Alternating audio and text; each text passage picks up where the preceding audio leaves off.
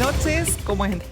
Comenzamos con Mariana Corradini, periodistas. Buenas noches. Emisión por UniTV para dialogar de política hoy con una invitada en piso que es docente e investigadora de la Universidad Nacional de Villa María, Carla Romano Roth. ¿Cómo estás? Bienvenida. Buenas noches, muchas gracias por la invitación. Un gusto estar acá con ustedes. Y también tenemos un invitado vía Zoom, que es el diputado nacional por Encuentro Federal, Ignacio García Aresca. Buenas noches, ¿cómo estás? Un gusto encontrarnos en Periodistas, el canal de la Universidad Nacional de Villa María. Hola Mariana, buenas noches y también para mí es un gusto estar con ustedes. Buenas noches. Comenzar, legislador, para que nos des como una descripción de cómo se encuentran estas alianzas, estos pactos, bueno, estos poroteos que hemos visto también en la Cámara con los temas que están en agenda urgente. La semana pasada fue lo de la ley de financiamiento universitario, próximamente tenemos presupuesto. ¿Cómo se está reconfigurando ese escenario en la Cámara de Diputados de la Nación? La verdad que fue una situación donde nos ha pasado dos sesiones, más allá del universitario. Anteriormente tuvimos la sesión de los jubilados, donde un bloque como es el bloque libertario, junto con el bloque del PRO y una parte del radicalismo, encontraron los votos para darle la factibilidad que pueda seguir teniendo el veto del presidente. Después nosotros fuimos a una nueva sesión que fue lo de los universitarios, y lo que más llama la atención es que parte de esos diputados que habían votado al principio para el financiamiento de la ley universitaria, después cuando nos encontramos con el veto del presidente, fueron y acompañaron al oficialismo. Eso, la verdad que muchos lo pueden tomar como una victoria desde el oficialismo. Y nosotros lo que pensamos que no fue una victoria, sino que fue una pérdida muy grande, porque realmente estamos hablando de dos temas muy importantes, como es las jubilaciones y el financiamiento universitario. Esto es lo que nos hace poner realmente a trabajar en esta oposición dialoguista, porque si hay algo que hay que entender, que nosotros nos respetamos las instituciones, somos un gobierno que es republicano. Sabemos que un presidente fue votado por el pueblo en un acto democrático y vamos a esperar que termine su mandato. Pero no quiere decir que todo lo que el presidente o el ejecutivo diga, nosotros tenemos que acompañarlo. Entonces creo que esto de empezar a juntarnos desde la oposición dialoguista nos pone en una situación que ahora en el presupuesto vamos a tener miradas muy distintas de acuerdo a lo que recién empezaron a poner como presupuesto para el 2025. Está bueno lo que decís, Ignacio, porque precisamente lo que está demostrando el oficialismo es que tiene la posibilidad de sostener los vetos en el marco de los decretos de necesidad y urgencia, con lo cual pareciera que sea necesario en la agenda empezar a trabajar en reformular la forma en que pueden los decretos de necesidad y urgencia convertirse en ley, ¿no? Nosotros ahora, si vos te pones a mirar lo que fue la sesión del miércoles pasado, en donde le dieron a favor del veto del presidente, en un momento hicimos una moción donde la moción es que no puedas venir y puedas tener toda tu gestión por un decreto. Que vos vengas y tengas un DNU y al DNU puedas venir y lo puedas poner y puedas hacer tu gobierno con DNU. Lo que hicimos nosotros es empezar a trabajar en esa votación por la moción que tuvo la mayoría, es empezar a ver que muchos temas que van a salir en el DNU que sean regidos por una ley, porque si no, el DNU te va a dar la posibilidad de vos poder venir a hacer todas las modificaciones sin ser ley. Entonces, si vos tenés un DNU que no va a tener ninguna participación en el Congreso, no va a servir a lo que es la instancia nacionales, que son tranquilamente los tres poderes que tienen que ser independientes, que es el Ejecutivo, el Legislativo y el Judicial. Bueno, hoy con el DNU muchas de las acciones que están pasando no están dentro de esa división de poderes. Y con relación al presupuesto, legislador, también hay algunas miradas bajo el agua que dicen que en realidad lo que quieren es seguir teniendo, digamos, la no aprobación de un presupuesto para tener esas facultades extraordinarias. ¿También se lee eso desde allí, digamos, desde la Cámara? Mira, tenés dos posibilidades. Tenés el de la aprobación del presupuesto del 2025 y la otra parte es no tener presupuesto y reconducir el del año 2023 para el 2024. Vos ponete a pensar que este año no tuvimos presupuesto, sino que estamos reconduciendo el que se había aprobado cuando el presidente era Fernández y el ministro de Economía era Sergio Massa. El año que viene, para el 2025, si no se aprueba ahora, se va a reconducir. Y yo creo que es un problema muy grave para nuestra Argentina no tener un presupuesto, porque el presupuesto es la guía, como nos pasa a cualquiera, de lo que vos vas a hacer dentro de tu gobierno. Yo fui intendente y sabés que tu presupuesto tiene que ser aprobado por el Consejo Deliberante para decir, bueno, dónde van las partidas, qué es lo que pensás, cómo vas a ir para adelante, qué inflación vas a tener, cuándo va a estar el dólar. Tener un parámetro por si del día de mañana querés alguna instancia de un fondeo internacional, lo primero que te va a pedir cualquier fondeo internacional que vos tengas un presupuesto es tu línea de trabajo. Bueno, si vos no lo tenés, pasás a la otra parte, que es la reconducción de presupuesto, donde también tenés muchos problemas. ¿Por qué? Porque si vos tenés el DNU como lo tienen actualmente, van a poder hacer muchas de esas giros de partidas por medio del DNU. Lo que nosotros estamos planteando es que no vas a poder hacerlo, porque si no va a pasar como pasó con la CIDE, donde querían tener una partida en el aumento de partidas para la CIDE y sin pasarlo por el Congreso. Nosotros pedimos que se pase por el Congreso y se votó en contra. Bueno, esa es como estamos para adelante. Si vos me preguntas cómo está el presupuesto, es muy difícil en lo que vos me dirás los números. Solamente te voy a decir el de educación para las universidades. Las universidades, el CIN, y el CIN son los 53 universidades, los decanos, le pasaron al gobierno que para el año 2025 necesitan 7,2 billones de pesos. No millones, billones de pesos para todas las universidades del país. El gobierno en el presupuesto puso 3,8 billones. Hay una diferencia enorme de billones. Entonces creo que no va a ser tan fácil, porque si ahora nos peleamos por un financiamiento de 730 millones, vos imaginate lo que va a hacer con billones. Está claro. Y después pasa lo mismo con las cajas jubilatorias. El monto que dan de cajas jubilatorias para las provincias, para las 13 provincias que no entregaron las cajas jubilatorias a la nación, sino que las tienen las provincias, también hay una diferencia muy grande y no sabemos de qué lugar y qué parámetro está tomando. Así que mañana tenemos la comisión de presupuesto donde va a ir el que hoy es el actual presidente de ANSES y le vamos a preguntar cómo va a ser con las cajas jubilatorias, lo que nos deben anteriormente, lo que nos deben de este gobierno, porque hasta el día de hoy no entregaron nada, ni un peso a ninguna provincia, ni siquiera para la armonización. Así que creo que va a ser difícil, porque obra pública tampoco nos van a dar, porque el FONIT tampoco lo están pagando las provincias. Yo creo que viene una situación donde el apriete o el ajuste viene para las provincias y los municipios, y eso nosotros no lo podemos permitir, que somos del interior. Está bueno lo que decís. Vos, Ignacio, sos quizás la principal espada política del gobernador Yar Llora. Compartieron incluso el gobierno de la ciudad del departamento San Justo. ¿Qué te pide Yar Llora? ¿Cuáles son los elementos innegociables para la provincia de Córdoba pensando en este presupuesto? Nosotros no podemos permitir la caja jubilatoria. Hoy, si uno se pone a ver todos los meses, pero todos los meses hay un déficit de 18.000 millones. 18.000 millones que lo tendría que entregar la nación y que como la nación no nos entrega nada, lo tiene que hacerse cargo la provincia. Y esa provincia es la armonización de la caja. Cuando vos te hablan de la armonización de la caja, es lo que te tendría que devolver la nación a la provincia para que le paguemos a los jubilados.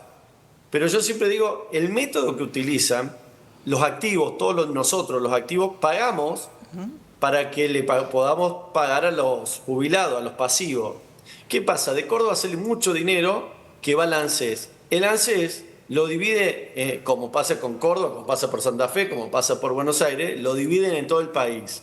Pero cuando tienen que armonizar las cajas provinciales que no se entregaron, hoy no están entregando nada. Entonces la provincia, que tiene sus activos pagando los jubilados, todavía tiene que hacer la erogación de 18.000 millones por mes. Hoy estamos a 10 meses de que el gobierno de Javier Milei es presidente, nos deben solamente en este gobierno, sin mirar para atrás, 170.000 millones. Escuchá bien la palabra, 170.000 millones que nos debe el gobierno de Javier Milei a la provincia de Córdoba. Y anteriormente, en el gobierno de Alberto Fernández y todo, en total nos deben 540.000 millones a la provincia de Córdoba, que la provincia ha pagado para que los jubilados puedan tener la armonización y lo que le corresponde. Diputado. Entonces, eso es innegociable. Bien. Esto es ir, definir. Y después tenemos asignaciones específicas que nos va a pegar a todas las provincias. Y en esas asignaciones específicas, ¿qué es lo que está pasando? Yo a lo mejor vengo y te digo que vamos a tener esa asignación específica, tiene un monto, donde el monto tiene asignaciones, pero después no lo ejecutan. Entonces, al no ejecutarlo, por más que te digan a Córdoba va a ir tantos millones, como no lo ejecutan, nosotros es lo mismo que no lo tuviéramos. Entonces se cae un montón de programas, como pasó con el programa del Fondo para Bosque, como pasó con varios programas que los Progresar, que también lo bajaron, no solamente para los niveles secundarios, sino para los universitarios. Bueno, son los programas que hoy no tenemos fondeos y que le vamos a preguntar cómo vamos a hacer. Está claro. Diputado, la última pregunta y cortita. A usted cumple su mandato como diputado nacional el año próximo. ¿Dónde se ve o dónde también el gobernador de Córdoba, por el vínculo, por la relación que ustedes mantienen desde lo político, pero también desde lo personal, dónde se ve usted o se dice que podría estar formando parte también del gabinete del gobernador Yarlora Llora? Mira, hoy soy parte de este gabinete, nada más que hoy me toca estar en Buenos Aires. El proyecto es seguir defendiéndolo para que Córdoba siga progresando, siga creciendo, que no nos bajemos de esta que tanto había empezado José Manuel de la Sota, después lo hizo Juan Schiaretti y hoy lo tiene Martín Yarlora, de darle una mejor calidad de vida a los cordobeses. Y yo voy a estar donde el proyecto me necesite, donde quiera el proyecto, porque yo soy un servidor público y estoy a disposición del proyecto y de los cordobeses. Muy bien. Muchísimas gracias, diputado nacional. No, muchas gracias a ustedes, que tengan buen día y a disposición cuando ustedes lo requieran. Muchas gracias. Hasta luego. Recordamos entonces que en nuestros estudios se encuentra la politóloga, docente, investigadora de la Universidad Nacional de Villa María, Carla Romano Roth, con quien vamos a analizar gran parte de esto que nos dejó, digamos, como una descripción del escenario de la política nacional. ¿Ya volvemos, Carla? Perfecto.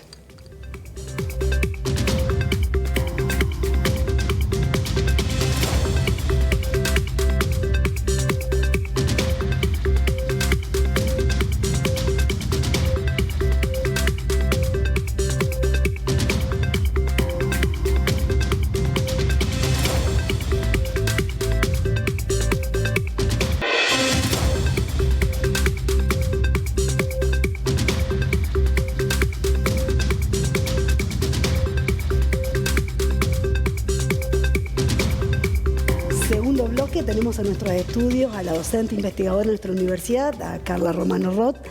Y estaría bueno, Carla, que nos ayude a pensar estas nuevas configuraciones que de alguna manera ya insinuó cómo se están estableciendo el diputado Aresca. Bueno, hay muchas aristas para pensar las coaliciones políticas en el Congreso. Siempre pensamos que hay bloques políticos, eso es importante para resaltar. No hablamos de diputados más allá de sus partidos políticos muchas veces, ¿no? Y cómo se van reconfigurando a partir de lo que pasa por fuera del Congreso, como es el caso, bueno, quizás más reciente y más llamativo de Lourdes Arrieta, que estaba en la Libertad Avanza y ahora tiene su propio bloque que es FE.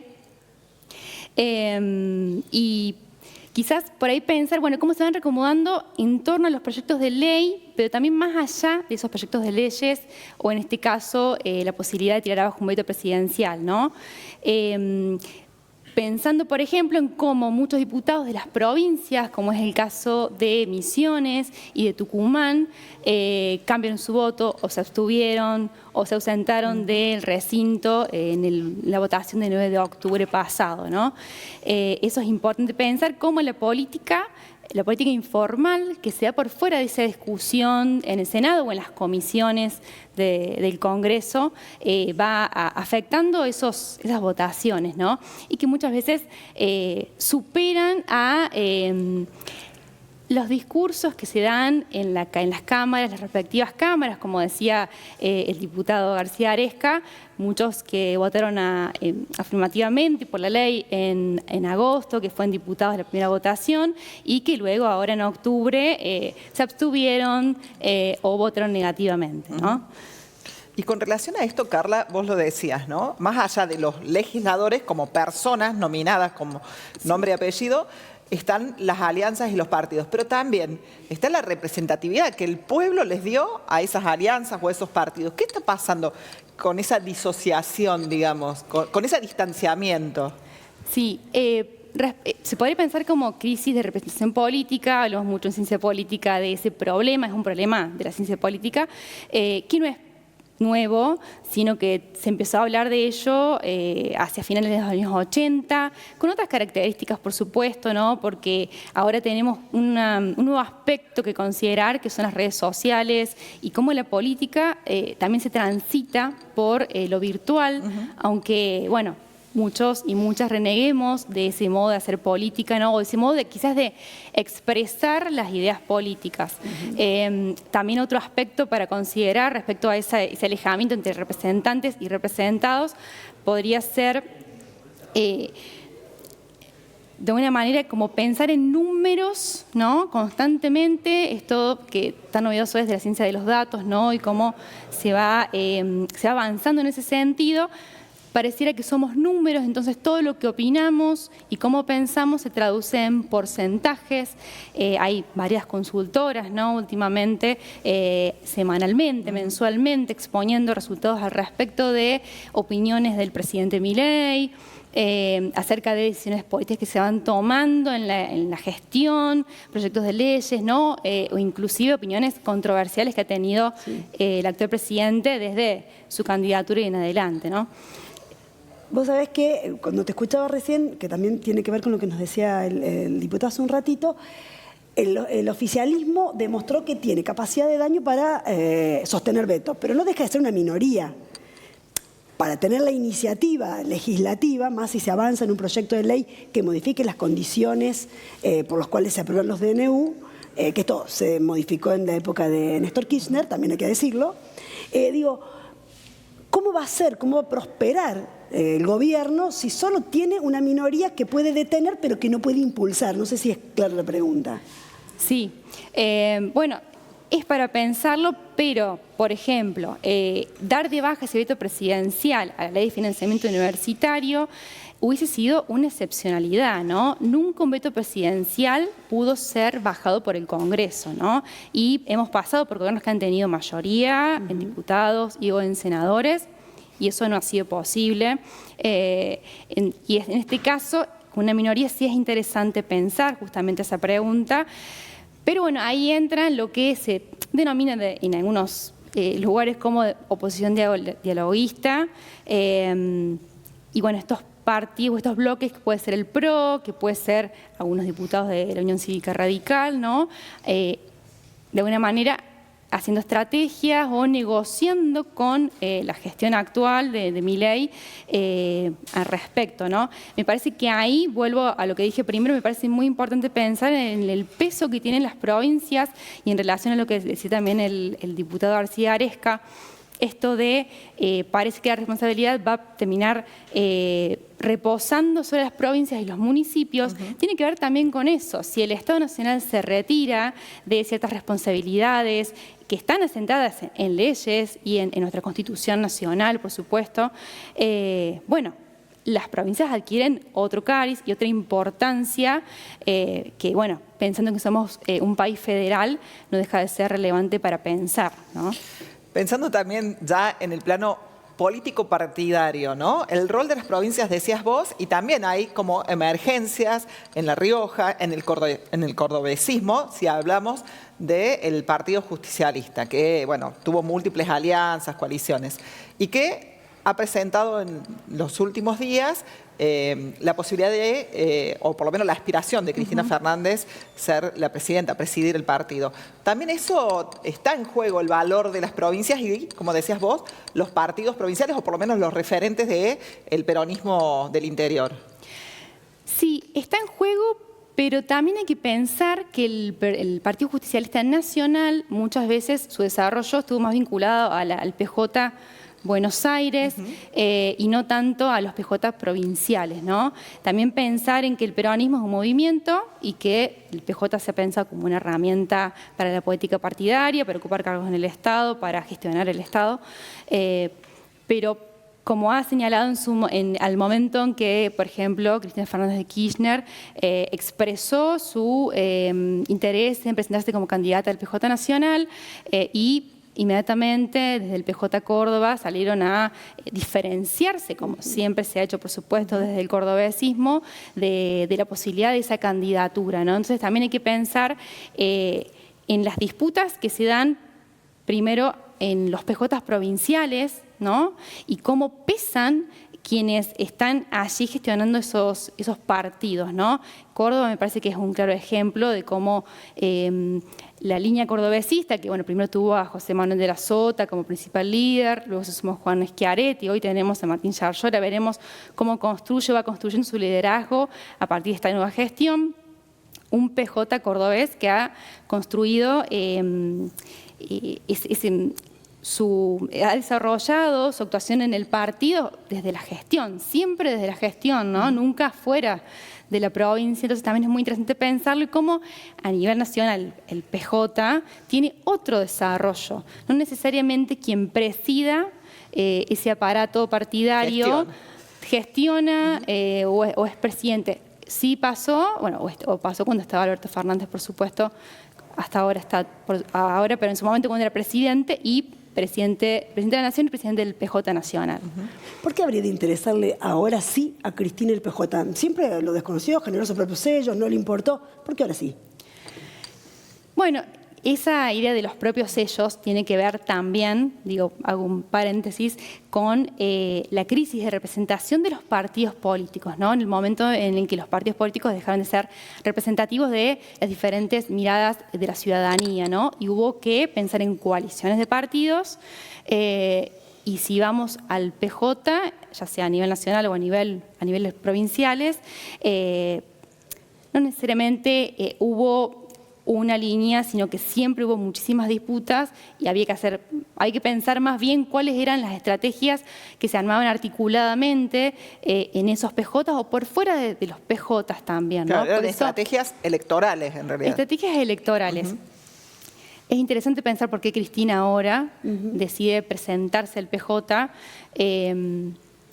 siendo que, bueno, es muy novedoso porque hace mucho tiempo que no vemos, o que si Quintela no se baja de esa candidatura, esa posible candidatura, si no se baja, bueno, vamos a ver si hay competencia. Eso no pasa hace muchísimo tiempo, sería muy novedoso que en el aparato partidario del peronismo eso sucediera, ¿no? Si ya es novedoso que no salgan detrás de la decisión de ella sin cuestionarla. Generalmente Cristina tomó una decisión y por detrás se encolumnaba el PJ o el sello que estuviera en ese momento. Ahora no pasó eso. Bueno, sí, hay que ver, depende con quiénes no pasó. Hay que mirar bien, como digo, el cordobesismo no está de acuerdo con esa candidatura. Veremos qué pasa luego, qué va pasando, pero me parece que hay también oposiciones provinciales peronistas que no necesariamente van a aceptar tan tranquilamente ese liderazgo de Cristina, ¿no?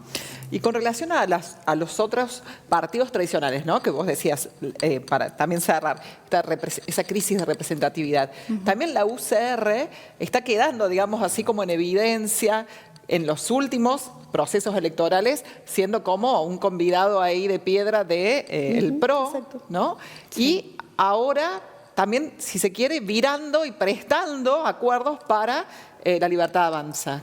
¿Cómo se puede leer esa crisis también hacia el interior de UCR? Sí, digamos que esa crisis de representación de los partidos políticos no solamente se dio en relación a la ciudadanía, sino hacia dentro de los mismos partidos políticos, y por eso la fragmentación, la diversidad de coaliciones políticas. En el caso de la Unión Cívica Radical, fue claramente un momento bisagra cuando salieron con el PRO en el 2015 para la candidatura presidencial y fueron gobierno junto al PRO en Cambiemos.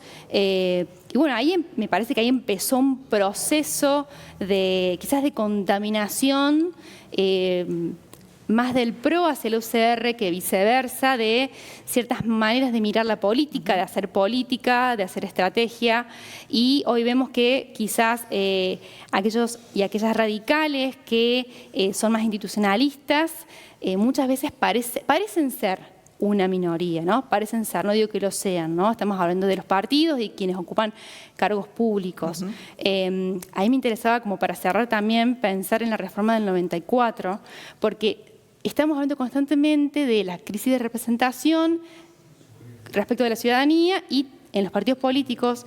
Y entonces es posible pensar en una crisis institucional, ¿no?